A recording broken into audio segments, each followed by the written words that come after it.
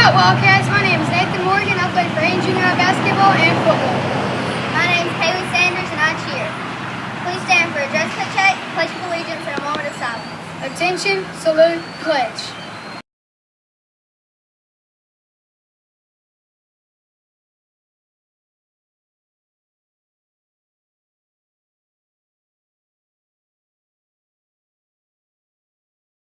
For a moment of silence.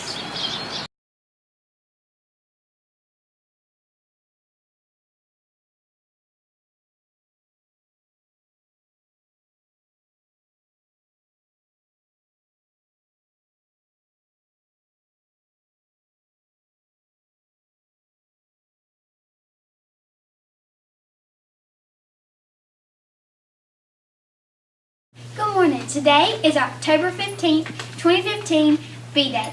Don't forget, if you're in 6th or 7th grade, you need to bring in your forms so you can go on the field trip.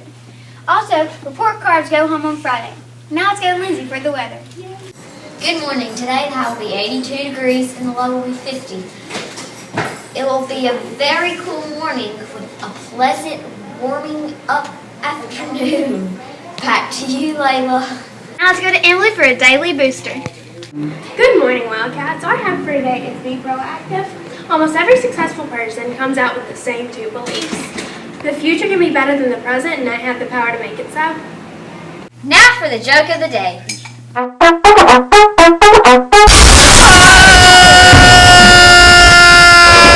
let's start our ghost story. Our story today is called Friends Forever. There were two 15-year-old girls named Alice and Sarah who had been best friends since early childhood. They lived in the same neighborhood, attended the same school, and went to the very same classes. They were inseparable. However, they are quite different characters. While Alice was cheerful and outgoing, Sarah was shy and quiet. One day, Sarah and Alice were talking about their friendship. "Do you think we'll be best friends forever?" asked Alice. "I think so," replied Sarah. "Why wouldn't we?" "I don't know," said Alice. "Sometimes when people get older, they grow apart." "I have an idea," said Sarah. "Let's take a blood oath." "A what?" asked Alice, surprised. "A blood oath," said Sarah. "Look, we both have to swear that we'll be BFFs, best friends forever.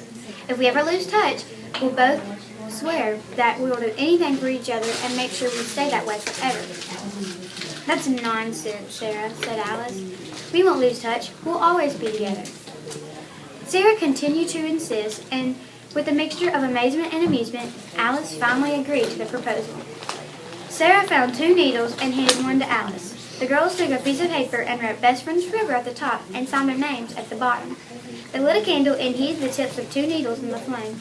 Taking their needles, both girls pricked their index finger and smeared a drop of blood by their signature. Now the oath was sealed. As years passed, the girls grew up and left school. Alice went away to college in another city, while Sarah stayed in their hometown and got a job at a local store. Both of them got boyfriends and fell in love. The girls still kept touch by phone, calling each other at least once a week. When Alice had completed her law degree, she got a good job and decided to get married. The couple bought a house and settled down. A few years later, they had a beautiful baby boy. Alice was so busy with her family that she rarely found time to call Sarah. It wasn't long before the phone calls completely stopped and the friends lost touch with each other.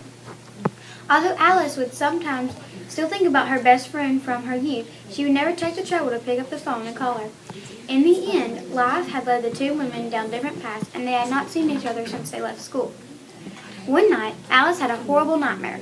She was driving along an endless highway when suddenly a truck in front of her began to swerve into her lane. The truck skidded and then collided into her car. She woke up suddenly, soaked in sweat.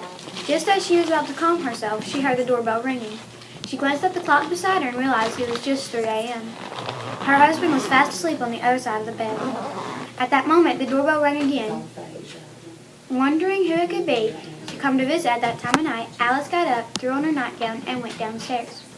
When she opened the front door, she was shocked to see a woman standing on the porch. The woman was terribly pale, extremely haggard, and had a huge bleeding wound on her forehead. Although she had changed a lot, Alice recognized her immediately. It was her old friend, Sarah. "Oh my goodness, Sarah, what happened?" she cried. Sarah just stared at her. "Come in, out of the rain," said Alice. "Are you hurt?" Sarah didn't move from where she was. "What's wrong, Sarah?" pleaded Alice. Long time no see, Alice, is Sarah. I've come to fulfill my promise. I've come to tell you that I've died. Alice was speechless. Sarah held up her hand and pointed at Alice with her index finger. Her finger was dripping blood. Life has separated us, Sarah continued, but we'll be together in death. I'll be waiting. Alice fainted and collapsed to the ground. The next morning when Alice woke up, she found that she was lying in her bed next to her husband. She rubbed her eyes and wondered if the events of last night had all been a bad dream. At breakfast, she turned on the television and what she saw chilled her to the bone. The local newscaster was saying that night at 3 a.m. there had been a fatal truck accident. A truck had collided with the car on the highway. The driver at the car had been killed on impact. The driver of the car was a woman named Sarah. From that moment on, Alice's life became a living nightmare. She barely ate a thing, and she forgot to pick up her child from school, and when she went to work, she couldn't concentrate on her job. Every night she had the same terrible dream.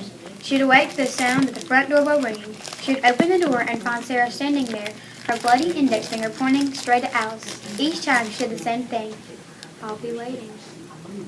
Each morning, Alice woke in a cold sweat. She looked down, and her bed sheets would be streaked with blood. She felt an excruciating pain in her finger, and when she looked, her finger was covered in blood, too. Her husband did not understand what was happening. He took his wife to see a doctor and a psychiatrist, but neither of them could find any explanation. Alice's condition only grew worse in her nightmares. She began seeing Sarah standing at her bedside, pointing with her bleeding finger. One night, the husband was awakened by a dreadful noise. It was the sound of breaking glass. He ran out to the bathroom and discovered that the window was broken. Peering inside, he saw Alice lying on the sidewalk, her limbs askew. The horrified man rushed downstairs and out the front door. There was a pool of blood around his wife's head. Beside her, on the pavement, someone had written in her blood, "Friends forever."